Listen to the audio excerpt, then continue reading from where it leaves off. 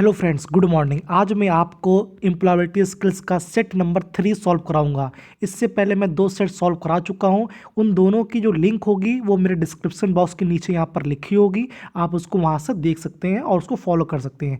चलिए आज हम बात करते हैं अपने सेट नंबर 3 एम्प्लॉयबिलिटी स्किल्स का। जो मेरा पेपर है वो सेमेस्टर सेकेंड में आया हुआ था और जो कि 2 ईयर्स ट्रेड के लिए है।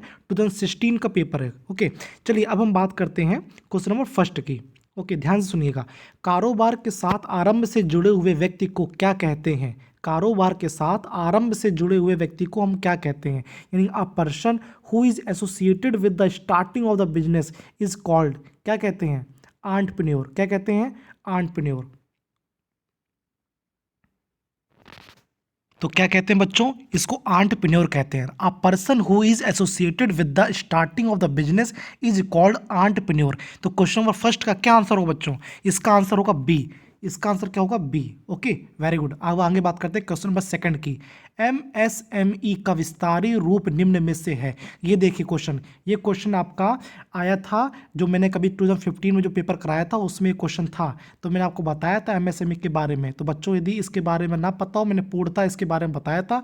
तो आप मेरे जो सेट नंबर 2 है उसको आप देख सकते हैं, जो कि मेरी लिंक के डिस्क्रिप्शन बॉक्स में लिंक में है। ओके, चलिए क्वेश्चन नंबर 2 का आंसर देखते हैं क्या होता है। एम से होता है माइक्रो, एस से होता है स्मॉल, एम से होता है मीडियम, ई से होता है एंटरप्राइजेस। तो इसका आंसर क्या हो जाएगा बच्चों? माइक्रो स्मॉल मीडियम एंटरप्राइजेस का आंसर हो जाएगा सी। Very good. इसका आंसर क्या हो जाएगा? सी। Very good. चलिए अब बात करते हैं क्वेश्चन नंबर 3 की।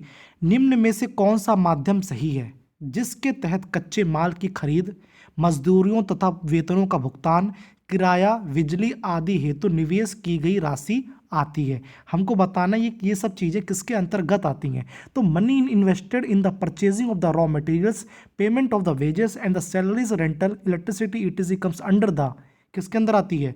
वर्किंग कैपिटल, कार्यशील पूंजी के तहत। इसका आंसर होगा आपको बच्चों ए। इसका आंसर क्या होगा? ए। Okay, very good. अब हम बात करते हैं क्वेश्चन नंबर 4 की।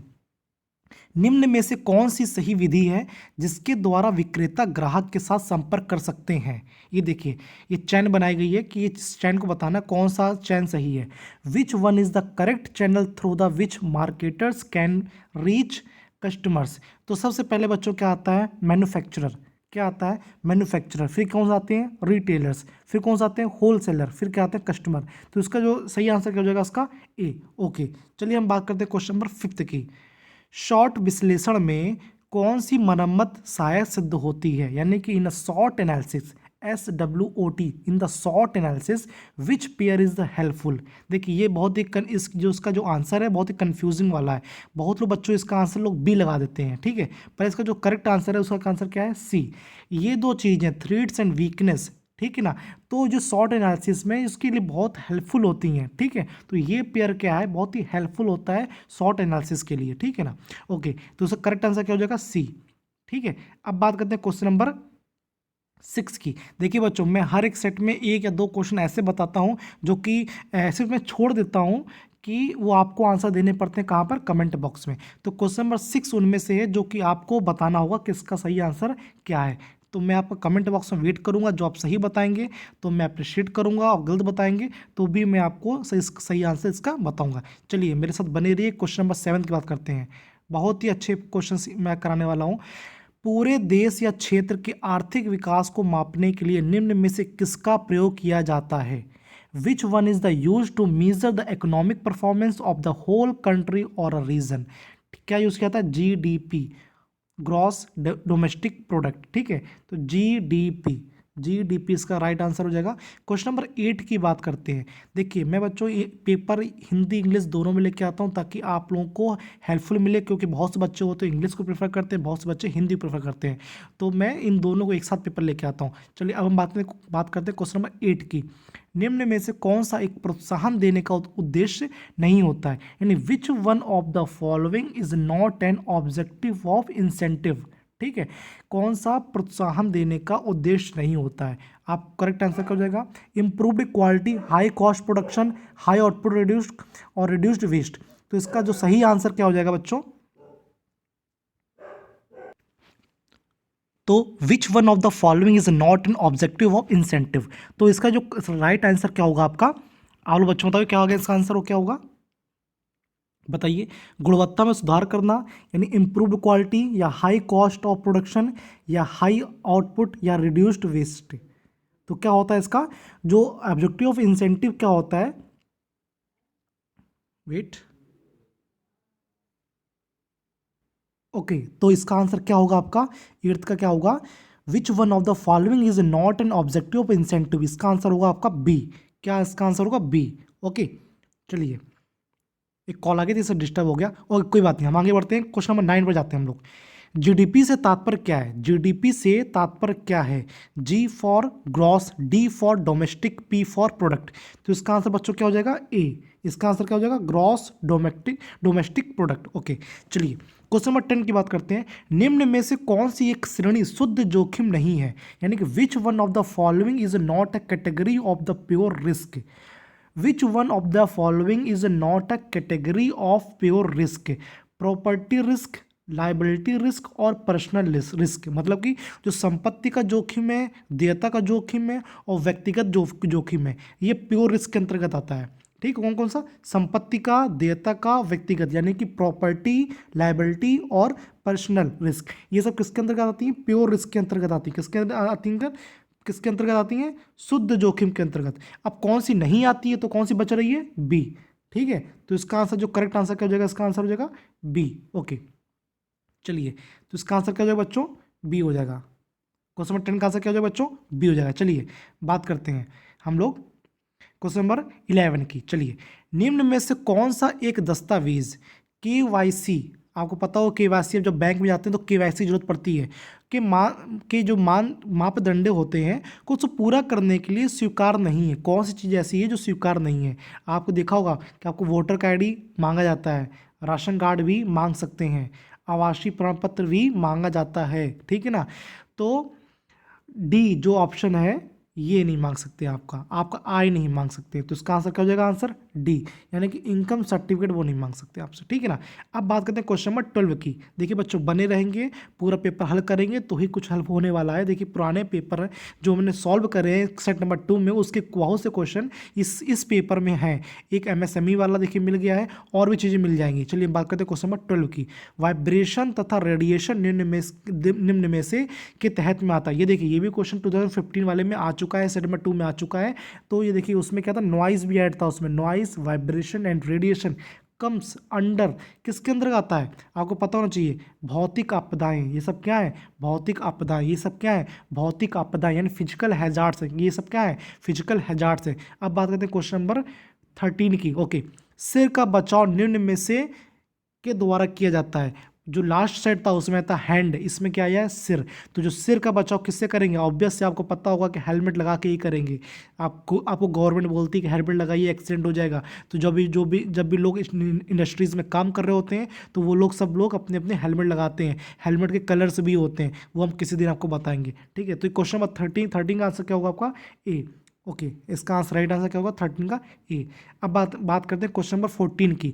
निम्न में से कौन सी एक एरोगोनोमिक आपदा नहीं है। देखिए ये क्वेश्चन भी आ चुका है, which one of the following is not an ergonomic hazards.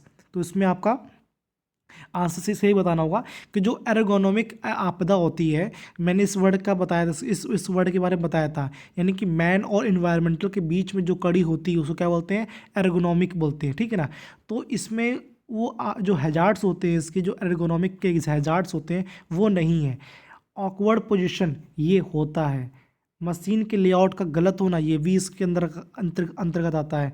निम्न हाउस कीपिंग यानी पुअर हाउस कीपिंग ये भी इसके अंतर्गत आता है। कौन नहीं आता है, भावनात्मक बाधा, इमोशनल डिस्टरबेंस, इमोशनल डिस्टरबेंस, इसका आंसर क्या हो जाएगा, सी। ओके चलिए बात करते हैं क्वेश्चन नंबर 15 की। चलिए, बेकार हुई सामग्री को पुनः उपयोग में योग्य लाभप्रद सामान में बदलने की प्रक्रिया को क्या कहते हैं, यानी the reprocessing of the discarded materials into the new useful product is called, क्या कहलाएगा वो, रिसाइकलिंग ऑफ मटेरियल्स, यानी कि सामग्री की रिसाइकलिंग करना। इसका राइट आंसर क्या हो जाएगा, बी। इसका राइट आंसर बच्चों क्या हो जाएगा, बी। चलिए पूरा पेपर बच्चों हल करना है, पूरा पेपर हल करना है, ठीक है। चाहे कितना टाइम लगे पूरा पेपर हल करना। बात करते हैं क्वेश्चन नंबर 16 की। निम्न में से कौन सी आपदा मानव निर्मित नहीं है? मैंने क्वेश्चन नंबर 6 आपके लिए दिया था, ये क्वेश्चन नंबर 16 भी आपके लिए दे रहा हूँ कि जो इन ऑप्शन में आपको बताना है कि कौन सी मानव आपदा निर्मित, which one is main induce hazards, यानी जो मैन इंड्यूस हैजार्ड्स हैं वो बताने आपका, जो मानव आपदा निर्मित हैं, मानव आपदा निर्मित है कौन कौन सी इसमें आंसर हो सकता है ये बताएं। Question number 6 and question number 16 का आंसर आप कमेंट बॉक्स में देंगे, बहुत ही मोस्ट इंपॉर्टेंट क्वेश्चन है, सही आंसर आपको देना होगा। आप सही आंसर देंगे तो अप्रिशिएट जरूर करूंगा मैं आपको। चलिए क्वेश्चन नंबर 17 की बात करते हैं। ओजोन की परत निम्न में से किससे बनी होती है? ये क्वेश्चन भी बच्चों देखिए पुराना क्वेश्चन है, मैं बार बार आप लोगों से बार बोल रहा हूँ कि पुराने सेट को लगाइए। जो मेरे पुराने सेट हैं 1 और 2 में जो क्वेश्चन आए हुए हैं वो जरूर इस पे आगे आने वाले पेपर्स में जरूर मिलेंगे। और मैं 100% कह सकता हूँ कि जितने क्वेश्चन बनेंगे एम्प्लॉयबिलिटी स्किल्स में वो मेरे ही सेट से बनेंगे, यह मैं दावा करता हूँ। अब क्वेश्चन नंबर 17 की बात करता हूँ मैं। 17 में क्या है कि क्या बताना, 1 ऑक्सीजन आइटम्स होगा कि 2 ऑक्सीजन, आपको पता है कि O3 होता है तो 3 ऑक्सीजन, इसका आंसर क्या हो जाएगा? सी। इसका आंसर क्या हो जाएगा? सी। ठीक है, चलिए अब बात करते हैं क्वेश्चन नंबर 18 की। देखिए ये भी क्वेश्चन पुराने सेट में आ चुका है। कर्मचारी भविष्य ने आप देखते ही इसका आंसर दे देंगे। कर्मचारी भविष्य निधि अधिनियम 1962 के तहत कर्मचारियों के मूल वेतन से उनके द्वारा कम से कम कितना अंशदान किया जाना होता है? ये क्वेश्चन ओल्ड पेपर में आया हुआ क्वेश्चन है। ये क्वेश्चन का भी हल आप देख के ही लगा देंगे तुरंत। 12%। ठीक है ना, तो इसका आंसर क्या हो जाएगा? सी। ठीक है, इसलिए मैं कहता हूँ मेरे पूरे सेट को आप देखते रहिए, कॉन्टिन्यूस देखिए ताकि रिवीजन भी करिए उसका। ठीक है, एक कॉपी में नोट भी करिए ताकि आपको याद रहेंगे, क्या पता नेट रहा ना रहा। ठीक है, वैसे भी लॉकडाउन चल रहा है। चलिए अब बात करते हैं क्वेश्चन नंबर 19 की। कारखाना अधिनियम के तहत श्रमिकों के साप्ताहिक काम करने के घंटे, ये भी क्वेश्चन पुराना क्वेश्चन है, कोई बात नहीं, इसको भी लगाएंगे हम लोग। इसका क्या होगा? अधिक नहीं होना चाहिए 48 आवर्स। ठीक है, 48 आवर्स से अधिक नहीं होना चाहिए। ओके, चलिए हम बात करते हैं 48 आवर्स किसका है? जो फैक्ट्री एक्ट है, under factory act the workers weekly hours should not exceed more than 48 hours, यानी कि 48 घंटे से ज़्यादा नहीं होना चाहिए। क्वेश्चन नंबर 20 की बात करते हैं। कारखाना अधिनियम 1948। अब देखिए कुछ चीज़ें वर्ड्स बार बार आ रहे हैं, यानी कि जो फैक्ट्री एक्ट के क्वेश्चन हैं ये बार बार आ रहे हैं, तो एक दिन मैं प्रॉपर फैक्ट्री एक्ट के बारे में ही बताऊंगा, उसे जितने क्वेश्चन बनते होंगे मैं उसके बारे में आपको जरूर बताऊंगा। पर आज हम क्वेश्चन नंबर और अपना सेट नंबर 3 सॉल्व कर रहे हैं, तो वो सॉल्व करेंगे सबसे पहले। क्वेश्चन नंबर 20 की बात करते हैं। As per factory act 1948 canteen should be provided in the factory if worker are more than, यानी कहने मतलब है कि कितने वर्कर्स होंगे कि सिर्फ हमको एक कैंटीन उपलब्ध हो जाएगी, यानी कि 250 वर्कर्स होने चाहिए। कितने? 250। इसका आंसर क्या हो जाएगा बच्चों? बी आंसर हो जाएगा, याद रखिएगा। चलिए क्वेश्चन नंबर 21 की बात करते हैं। QMS का विस्तारी रूप क्या है, यानी कि इसका जो एक्सपेंशन है, ये भी क्वेश्चन पुराना पेपर मेरे सेट नंबर 2 में आ चुका है। चलिए हम बात करते हैं 21 की। क्यू फॉर क्या होगा? क्वालिटी। एम का फॉर क्या होगा? मैनेजमेंट। एस फॉर क्या होगा? सिस्टम। क्वालिटी मैनेजमेंट सिस्टम, इसका आंसर क्या हो जाएगा? डी। कुछ क्वेश्चन बहुत ही आसान होते हैं, उसको आसान क्वेश्चन को आराम से जरूर करना चाहिए, क्योंकि भड़बड़ाने से करने से क्या होता है कि आते हुए क्वेश्चन को आप गलत कर सकते हैं। इतना ज़्यादा ओवर कॉन्फिडेंस नहीं होने की जरूरत नहीं है, हमको पेशेंस के साथ काम करना है। अब बात करते हैं क्वेश्चन नंबर 22 की। ओके 22, PDCA चक्र में पी क्या प्रयोग में आता है? ये भी question old paper set number 2 मेरे द्वारा कराए हुए एम्प्लॉयबिलिटी स्किल्स के पेपर में आ चुका है। उसमें भी मैंने बताया था P फॉर होता है प्लान, D फॉर होता है डू, C फॉर होता है चेक, E फॉर होता है act. Plan do check act, plan do check act, plan do check act. ठीक है ना, तो क्या हो इसका? P फॉर प्लान, तो इसका आंसर क्या हो जाएगा बच्चों? बी। इसका आंसर क्या हो जाएगा? बी। इसका आंसर क्या हो जाएगा बच्चों? बी। चलिए बात करते हैं 20 नंबर 3 की। ISO 9001 का पंजीकरण कराते समय आखिरी चरण कौन सा होता है? ये बहुत ही मोस्ट इंपॉर्टेंट क्वेश्चन है, इसको मैं बताऊंगा। ये क्वेश्चन कई लोगों ने, मैंने बहुत सी वीडियोस देखी, उसमें बहुत गलत बताया गया है, पर मैं आपको सही आंसर दूंगा। 23 का जो राइट आंसर है वो क्या है इसका? B, internal audit. जो लास्ट होता है क्या होता है? Internal audit. Okay question number 24, fish bone chart को भी क्या कहते हैं? जो फिश बॉन चार्ट है उसको क्या बोलते हैं? देखिए टेक्निक सही सब चीज़ें, ठीक है, जो वर्ड्स यूज़ कर रहे हैं शॉर्ट टेक्निक था, शॉर्ट एनालिसिस था, जैसे ये भी फिश बॉन चार्ट है। तो ये उसको और भी किस नाम से पहचानते हैं और किस नाम से कहते हैं? तो हम आपको बच्चों बता दूं, क्वेश्चन इसका आंसर हो जाएगा A, cause and effect diagram. Cause and effect diagram. देखिए बच्चों, मैं क्वेश्चन हल करा रहा हूँ, हो सकता है मुझसे भी गलती हो सकती है, ठीक है, तो उसके लिए मुझे क्षमा करिएगा, और उसका जो राइट आंसर हो वो मेरे कमेंट बॉक्स में आप कर सकते हैं। चलिए बात करते हैं क्वेश्चन नंबर 25 की। अपशिष्ट शब्द के प्रयोग के लिए किए जाने वाला निम्न में से कौन सा वर्ड है? यानी कि जो वेस्ट वर्ड होता है वो वेस्ट को हम और किस नाम से भी जानते हैं? ये भी क्वेश्चन मेरे सेट नंबर 2 में आया हुआ है। देखिए कितने सारे क्वेश्चन आपको मिल रहे हैं, मतलब कि सिमिलर मिल रहे हैं, एग्जैक्ट मिल रहे हैं, सिर्फ आपका क्या नंबरिंग चेंज है। तो मैंने आपको आंसर दिया था, और मैंने इस क्वेश्चन का आंसर मैंने पूछा भी था आपसे कमेंट बॉक्स में, कई लोगों ने इसका सही आंसर भी दिया है, ठीक है। तो मैं आपको बता दूं, इसका जो वेस्ट का जो आंसर था क्या था? मुडा, ठीक है। जो मुडा, मुरा और मुरी, ये 3M प्लान है। ये क्या है? 3M प्लान है, और ये तीनों जापानीज़ वर्ड हैं। ये कैसे वर्ड है? आपके जापानीज़ वर्ड हैं, ठीक है ना। तो ये 3M प्लान है। कैसे एम प्लान है? 3M, okay, 3M। आप बहुत इंडस्ट्रीज में जाते होंगे तो एक 5S प्लान होता था। क्या होता है? 5S प्लान होता है। तो ऐसे ये कैसा प्लान है? 3M प्लान है। तो 3M कौन सा आएंगे? एक मुडा, मुरा, मुरी, ठीक है ना। तो मूसा ये इस्लामिक वर्ड है, ठीक है ना।